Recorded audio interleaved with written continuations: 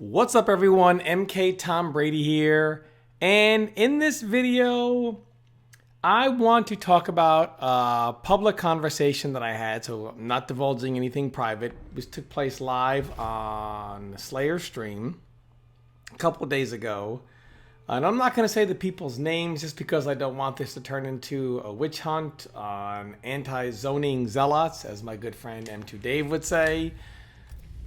But we got into a conversation on how, Slayer and Forever King did kind of like an NRS gauntlet. And they played all the NetherRealm games from 9 all the way up to Mortal Kombat 11. It was really cool to watch all the NRS games played in one sitting, going from 9 all the way to 11. And this guy is probably the best Jackie player in the world, if not the best. In the top 2 best Jackie players in the world, upgraded Jackie players, I should say. And basically a conversation was started in, he was saying, the conversation started based on the games are too one-dimensional. It's all about the offensive player, and your other skill sets of a player are pretty much tossed aside. In other words, it seems as if your skill set is not mainly aggressive, but maybe you're a zoner, maybe you're a trapper, maybe you're a keep away player. It seems like Mortal Kombat, the direction they're going is those type of skill sets. If that's what you excel in, you should not be allowed to play fighting games. The only people that should be allowed to play fighting games are the ones that want to get in there and mix it up nose to nose. And this player said, hey, listen, I hate zoning.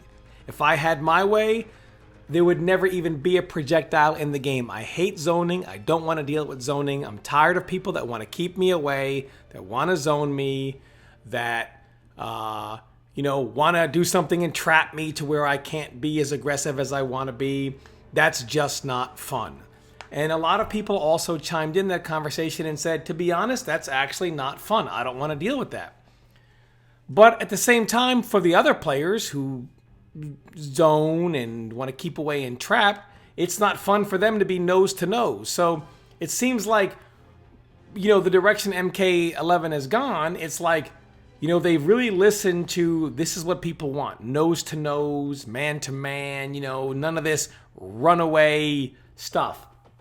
And like I said, I'm not naming all the names, and a lot of these are top players currently. Because, like I said, I don't want it to turn into who's an anti-zoning person. They're all skilled players, and upgraded or not, some of these people are really, really good. And I think if upgraded was gone, they would find another way to win. They're very good, smart players. And everyone is entitled to their opinion, and that's just their opinion. The problem is, to make a game that suits that train of thought, because you eliminate so many factors in the game. And I was shocked that these people were being so honest, and I appreciated the honesty, because a lot of people like to say, no, we don't care, we'll fight anything. To finally have people at the very top say, you know what, I don't like zoning, I don't like keep away, I don't like being trapped. I don't want to deal with it. I want you to have to stand there and eat my offense. And if you want to win, you stand there and just be more aggressive than me and do it better. Now, some people, before I get into this, will say, Tom, that's not true. There is zoning in this game. Look at Cetrion. Cetrion is not a zoner. RoboCop is a zoner. RoboCop might be the very worst character in the game. If not the worst, one of them. He is in the bottom of just about every single tier list because RoboCop is designed as a pure zoner. Scarlet, who is also considered not very good. She's not a pure zoner, but people try to play her more like a keep-away character who can zone. So one's a keep-away character who can zone. People say she's trash. RoboCop is a pure zoner. People say he's trash. Cetrion is not a pure zoner. And why is this? Well, for a couple of reasons. One, you have her let's just look at these two variations here, for example. We're not even going to look at the first one. We don't even need to, right? So we've got Cetrion here. Now, let me tell you what pure zoners, why she's not a pure zoner. Or really a zoner at all. Because the problem with Cetrion isn't the zoning. The problem is what she does to you when you're in close. Her pokes, moves like Rock Wall, which is not a zoning tool, right? Rock Wall, her normals, her ability to teleport, and her ability not just to do an air projectile. No. Her ability to do an air projectile or teleport airborne. And the fact that she has the safest teleport in the game. And if you try to react to it like on reaction, you'll be too early and you won't even get the punish. So, I'm sitting here trying to react and she's going to teleport and I go the wrong way. Oh, look. Now she's actually behind me and I'm going the wrong way. Where is her body? Look how late I'm doing this and I'm going the wrong way. So you can't even react to it. You have to stand there and wait for it, and then she's pasting you with a bunch of stuff, etc., etc. So this is not even a zoning variation because it's not winning because of zoning. It's winning because it's got the best teleport in the game that you can't even react to, because if you react, your human instincts will be too fast. You have to plan for it and know it's coming. Not be holding block when it's coming out so she can geyser you on the ground, etc., etc. But it's her ability to be mobile and rock wall the bejesus out of you when you come in close that really makes her good, not so much her zoning. Her zoning is almost 0.0 of what makes her good. And in this variation right here is also not a zoner because still has rock wall, still has this, and still has all those tools. Let's see what the tornado move is. I don't even know what it is. And okay, so it's got this move here. So this move causes, gives her advantage when it hits, and it also, I don't even know why all my stuff is off. It gives her advantage when it hits, so if she does something, it gives her advantage. Just small advantage, +2. She has an 8 frame down one, so unless you have a 6 frame down one, she can always check you. But what you can do is you can confirm and only do the EX version when it hits, right? So if you do something like this, and this is anywhere on the screen, right? And now you're +10, so you can jail into your jab, and you're pretty much poking again. If they do nothing, you throw.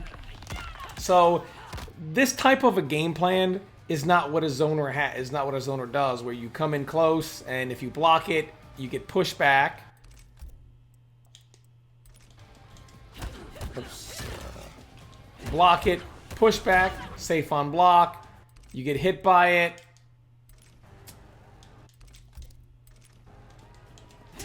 Right, you get hit by it. Now she's plus, and then you block. Now she throws you over here, and now you got to make your way back in. This is not really a zoning type of a character. This is a character who can use projectiles, but is devastating up close because of stuff like this, because of how good. Look at the range of these pokes, like because of stuff like this and this range and all kind of stuff that she can do, and as well as her ability to do like a quick poke, a backdash, and a rock wall, so you can't even follow. So Cetrion is top more so for her ability to fight in the closer ranges and have a projectile option. Characters like Scarlet are not very good up close. Not the best up close character. I don't think Scarlet is going to be very dominant being nose to nose. RoboCop also is not very good nose to nose. So, characters that are one character that's more keep away with the ability to zone, a character that's a pure zoner, garbage. A character who has a projectile, and very, very good in that sweep range to up close. So she has a lot of stuff. So she's not Like, oh, get in on her and now she's helpless. So really, we see the big difference between a character like Cetrion and characters that were purely designed to zone or keep away. And this is a big difference. One of these characters is in the very top, and these characters are in the bottom. And you notice this a lot in the game. Even characters like Scorpion and Sub-Zero, in how they're designed. So, in general, Sub-Zero has always been kind of that intermediate character where he wasn't super aggressive, but he also wasn't always super defensive. So, in other words, if you were to actually have zoning in the game, you could pretty much run away from him and zone him out and force him to kind of trap you and chase you the entire match. If you were a super aggressive character, then he could kind of lame you out. But he wasn't a character who could lame everybody out or could rush everybody down. It was kind of like he had to be more aggressive if you're zoning him out, and he had to kind of lame you out if you were a mega offensive character. And he was also kind of a trapper. So see, Scorpion has his teleport punch, fake teleport. This stuff counters projectiles. Nobody cares that it counters projectiles because, well, most players, if they had their way, you wouldn't be able to do a projectile to begin with. Most people hate zoning. They don't want to deal with zoning. They hate zoning. They don't want to see zoning. Most people honestly feel, why don't you fight me? Why do you want to run away from me? Why do you want to keep me out? Why do you want to zone me? So Scorpion shutting down zoning, nobody cares. They're okay with it because they don't want zoning anyway. So while a lot of times Scorpion can kind of play that back and forth game, and in some instances make you even chase him, nobody also cares because Scorpion, not the best Punisher from range. Spear and teleport are reasonably quick, but not quick enough that you're going to block something and then punish it. A lot of Scorpion's punishment requires him to be proactive, which is where he can make a mistake and be punished himself. So people are okay with this. Then you look at Sub-Zero. Ice Clone, people aren't okay with that move. In fact, if you go back to even Mortal Kombat X, which is where I feel like the birth of the current community is, Mortal Kombat X, when it was launched, it had things like Quan Chi pre-patch, which if you got hit once, you may never move again for the rest of the fight because he's doing overhead and lows that basically hit on the same frame, coining the term hard to blockable, which is, in theory, it's not unblockable, but good luck. And then there were Raiden. Pre-patch Raiden literally block infinited. He could probably block infinite about 1/3 of the cast because his forward 1-2 was 6 frames and it was 0 on block. If you were not a character that had a 6-frame poke, then he would just block infinite you. And even some characters that had a 6-frame poke, if the forward one on trade was more advantaged than the down 1 on trade, you were still being hit in a block infinite because the forward 1 out damaged your down 1 poke, and he would just keep doing forward 1-2, forward 1-2. And this actually won a major tournament. Raiden actually won a major tournament. And, Quan Chi got block infinited, Kenshi got block infinited, Kano got block infinite, and we saw this happen at the first major tournament.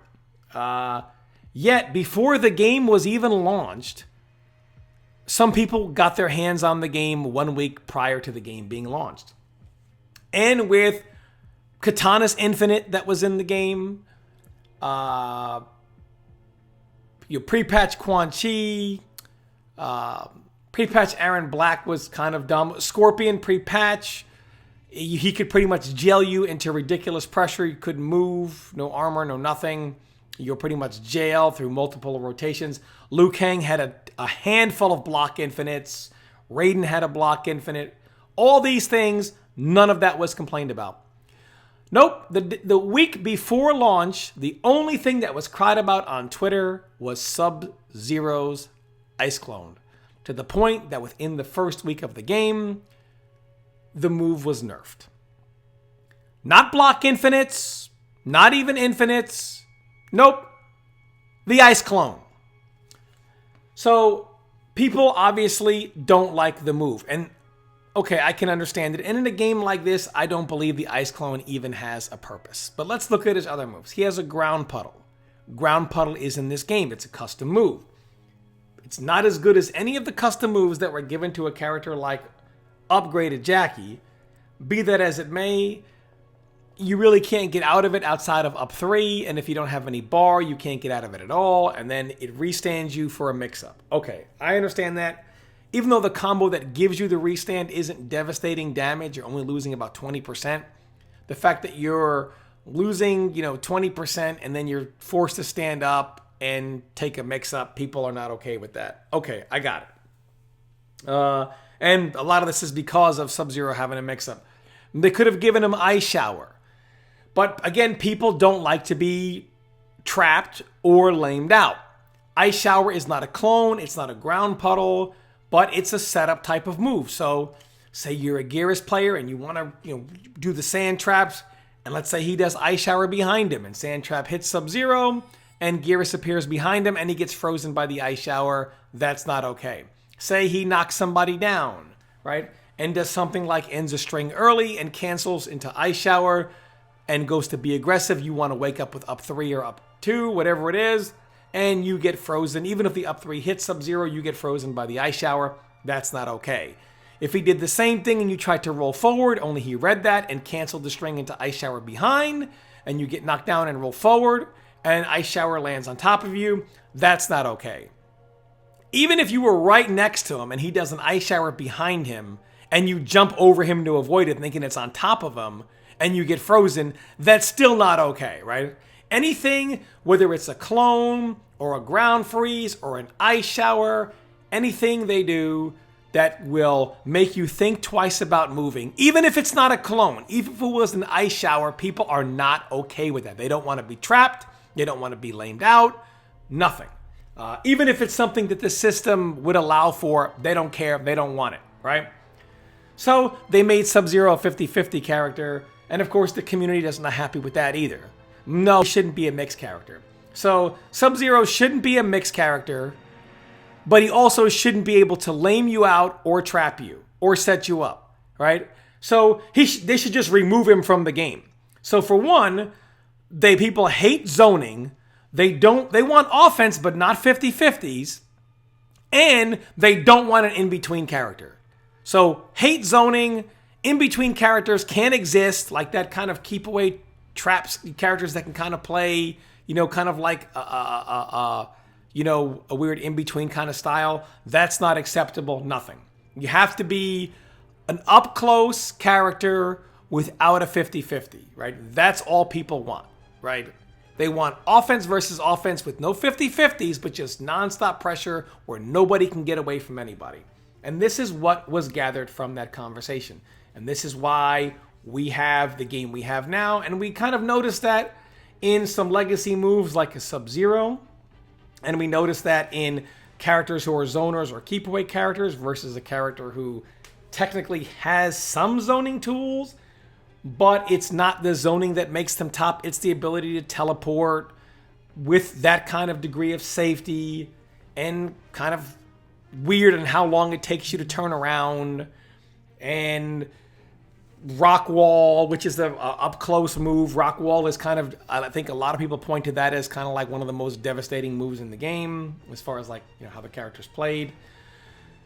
So if you look at it, this game is more offensive, more up close, and a lot of the top players are some of the most talented offensive players I've ever seen, which is no wonder why they are also the best players. They can play without fear because they fear no one's offense because no one's offense can match theirs. So I think this is the reason why a lot of people get bored with Mortal Kombat 11. If you look at Mortal Kombat 11, it does a lot of things well. And I feel like a lot of what Mortal Kombat 11 does well gets kind of like tossed to the side, right? As far as balance, people aren't trying to hear the balance, right? Look, we all know there's not much balance in the variation system, but most characters have at least one variation that they can be competitive with. So while if you're looking for a game in which all three variations are perfectly balanced or close to it, that's just not something that you can. It's really hard to have a balanced fighting game where there's just one version of the character that is really well balanced, let alone a game that has 3 versions of every character. So, but if you look at it, does each variation have at least one version that can do something outside of a few snags here or there, like maybe RoboCop? Yeah, sure. I mean, it's reasonably balanced, whereas the top tiers are, while imbalanced for this game, they are relatively tame compared to, like, Liu Kang is very tame compared to what people had to deal with in previous NRS games. Even a character like Upgraded Jackie, which is ridiculous, and what's funny about Upgraded is there's another YouTuber who was talking about a tier list one time, and the best way they described it is, a mistake for Upgraded Jackie isn't even a mistake. They can literally leap from great range, mistake their distance on the shrapnel, whiff it, and still, like, you mistimed the jab because it was misexecuted, the wrong height, wrong range, and you are looking for a certain height, certain range, and you go to punish, and you punish at the wrong time, and you get full comboed. Where a mistake for Jackie, like whiffing a 40% launcher, is actually eureka success on my part. Where there are no mistakes they can even make. So it's kind of funny how the character works like that. So obviously in a game like this, the character seems overpowered. But in general, compared to what NRS games have kind of made you deal with, she's relatively tame. So balance-wise, overall, this game is significantly more balanced than other NRS titles. The problem is it's balanced with blandness, which is, every character is pretty much playing the same way. It's made to be a nose-to-nose fighting game. There is no real zoning in this game to speak of. It's more like Highborn Katana. A lot of people feel like it's her best version because she has the Adenian razors, which gives her a better up-close game. So that's a big deal. That the fact that she has a way to fight in close. And this is pretty much how this game is. Getting back to the conversation, so I kind of wanted to start with their initial thoughts, kind of move into my thoughts, and now I'm going back into the conversation here. Basically what it was is, these type of things where we have to deal with somebody keeping away, zoning us, or trapping us in a manner that is preventing us from doing what we want to do is not fun. The thing about offense is, offense sells games. So when a game first comes out, watching 2 players slug it out nose to nose is hype. It's exciting. They're both right there. Who's going to make the mistake? Who's going to lose that huge chunk of damage? Who's going to get blown up, right? Who's going to make that comeback, right? That type stuff is hype early on in a game. And people love to see it. And they love to watch it. And it gets everybody going. But a few months into the game, if that's all it is, then people want more. Okay, we get it, man. But is there anything other than this? Is there more substance? Can you play like this? Can you play like that? If every skill set but one is completely removed from the game becomes very one-dimensional, and people get bored of it fast.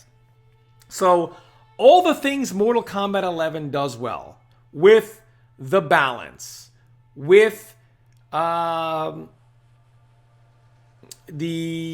of all, the game in general has got a lot of stuff, to it, period. With a lot of the skins, so it's got a lot of cosmetic stuff that casuals like. It's also got a custom mode that casuals like. Not everybody wants to play, tournament style 24/7. They want to play for fun. It's also got a pretty sizable roster. It's got a ton of new mechanics to it. It's not like you're playing the same old game. It's literally more so a brand new game than other MKs have been a brand new game, because they pretty much introduced a ton of new mechanics that are present in no other Mortal Kombat games. So it's got a ton of new stuff, and it's got a level of balance that you didn't normally find in other games. Now, some people will say it's balanced by dryness, by being one-dimensional, but balance nonetheless. The reason why I think people have a problem with it is because it's everybody going nose to nose, right? And if your character is designed to not go nose to nose, that character's bad. And that's pretty much the way you look at it. The characters who are the very best up close are the best characters in the game. And a character who needs to play more zoning or more keep away, those characters drop in the tier list. So the better you are at getting in and staying in, the higher up you are. The worse off you are, the better you are at getting out and keeping people out, the worse you are. So that's really, if you look at the tier list, that's really, if you designed it, made it just like that, that's how the characters would go. From best characters in close to best characters from keeping you not close. And if you did it like that, you'd probably have the same tier list we had now. So what can really be done about this? Well, listen, I understand for most new players, it's irritating somebody running away from you, throwing projectiles and making you chase them. And then you finally get in and something happens and oh shucks, they got away from you again. That's irritating, but it's beatable. It's called a challenge. It's very beatable. It's been, stuff like that has been being beaten from the beginning of time. And just as it's not fun for you to deal with the zoner, it's not fun for the zoning player to not be able to zone and be forced to fight you nose to nose all day. So there must be a compromise. They have to say, you should be able to do what you want to do and put it against them doing what they want to do. And the person who labs the most, who grinds the most, who's the better player with the most knowledge, that's who's going to win. And people can pick different characters based on their styles. And you can have a game where maybe two aggressive players are going at it. Maybe two zoners are going at it. Maybe two keep away or trapping players are going at it. Maybe the zoner or the keep away or trapper is fighting the up close character. Maybe the up close character is fighting the zoner. And this kind of stuff makes for interesting fights, right? It's not all the same. It's not all offense all the time, which is what Mortal Kombat 11 is. And I think not just character diversity is about skill sets, right? If a game is full of characters that only really appear to up-close fighting styles as the most effective way to play them, then you're going to eliminate a lot of people who really have other skill sets, right? I mean, so there are people who are great at zoning who can play this game. I have a good friend who's a great mindset for zoning, plays Highborn Katana. Because he wants to be able to zone a little bit, but doesn't want to be helpless in close. Ideally, this is only barely scratching the surface of his skill set, right? Because he needs to be able to fight more so in close than from range. But if you could actually design a game in which characters could do, this character is going to be a damn good zoner. This character is going to be damn good up close when they get in. And if you're a devastating up close character, it's supposed to be hard for you to get in, right? But when you get in, it's supposed to be hard to get you out. That's how fighting games are. Zoners are supposed to make it hard for you to get in. But when you get in, it's supposed to be hard for them to get away. That's how balance is, right? Trapping characters or keep away characters often require a specific set of situations to trap you. That trapping is not a given. A lot of times they have to use their offense or defense to cause a situation in which now you are trapped. It's not just given there. And the problem is how to get that situation. And if they're not able to get that situation, if they're not able to make those reads, get those knockdowns or corner or whatever situation, mid-screen, whatever, then those characters are not going to be very useful because they're not able to make the subsequent reads to kind of get you in those situations. And it's a great balance in offensive, zoning, defensive, trapping, keep away, all sorts of styles that work. And you adhere to so many skill sets, the community would be 10 times bigger than it is now. But it's because what Mortal Kombat does is not, I keep hearing they cater to the casuals. Mortal Kombat does not cater to the casuals. I keep hearing games today are catering to casuals. They're not. They're catering to players who do have skill, but they want their skill set to be the only skill set available. So if your skill set is anything but offense, nose to nose, man to man, hand to hand, they want it gone from the game. It should not exist. To quote the player or players who were also agreeing with it, if they had their way, no character would be able to throw a single move in this game. There wouldn't be a single projectile.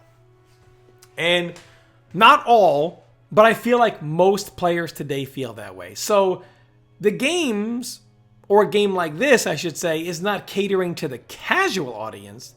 They're catering to the skilled players, but only a percentage of them. And they're saying, the rest of you skilled players out here, you zoning scrubs, you runaway players, you trappers, you keep away players, you don't even belong in the game. Like, you should get beat and get your ass on out of here. So they don't play, which is why the community is smaller than it should be, and why the interest in the game is dying. And not because it's a bad game, because it's not. But fighting games in general already appeal to a very small audience of gamers. But by basically catering to that thought process of this is no fun, dealing with zoning is no fun, dealing with keep out is no fun, you're eliminating a portion of that already small audience. So you're taking a small audience as far as gaming interests and then cutting that audience down, which is why Mortal Kombat has gone the way it's going. And not because it's bad. I would actually give this game a high mark. I would give this game 8 out of 10. I would give it high marks. And the only bad marks about the game would be because of there's not as much new content as I would like to see, and there's little to zero communication about new content in the future. Right now, we're expecting an announcement on Saturday from Ed Boon. We don't know if they're announcing a new game or not. And if they announce Injustice 3, instead of excitement, it'll be, did you abandon this game? Did you abandon us? I mean, people will be hyped for the new game, obviously, but it would be the death knell in this game because people are like, okay, well, if you abandon this game and it's over, and, ideally the new title would probably be out before offline tournaments even come back, people would just probably move on to something else and say, whatever, and then when Injustice 3 or whatever the title comes out, we'll play that. And so I don't know if there's anything that can be done about this game as it is, but as a game, it would get very high marks from me because it does do reasonably well in balance. It's got a good cast of characters. The game looks good. It plays. Hitbox issues, okay, we understand, but that's kind of a NetherRealm specialty, and we all want those fixed. But for the most part, outside of some of the hitbox issues that happen, etc., this game has got a lot of things that it does well, and to me, it's 8 out of 10 for a fighting game.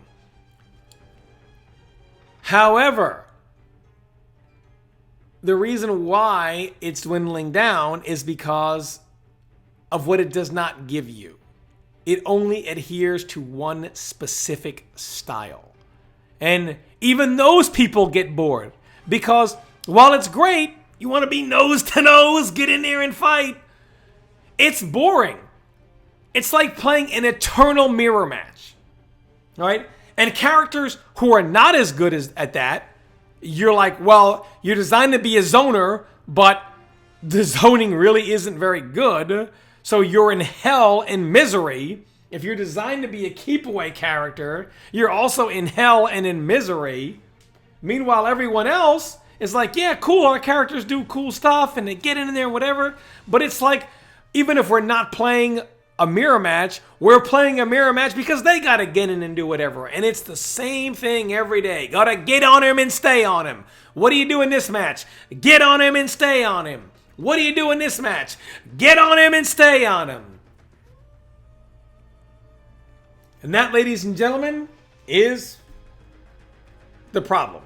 And I think why it's become, quote unquote, boring. But again, it's not to cater to casuals, which is a misconception. It's to cater to skilled players, but skilled players that only want to do one thing. Offense. Relentless offense and pressure.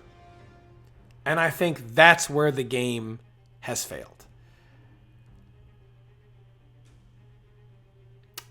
This conversation was enlightening and eye-opening to me. And it really made a lot of sense as to why the game is the way it is. When Tyler Lansdowne made that tweet about how they listen to players, he got absolutely roasted. But they have listened. Not to all the players, but a group of them.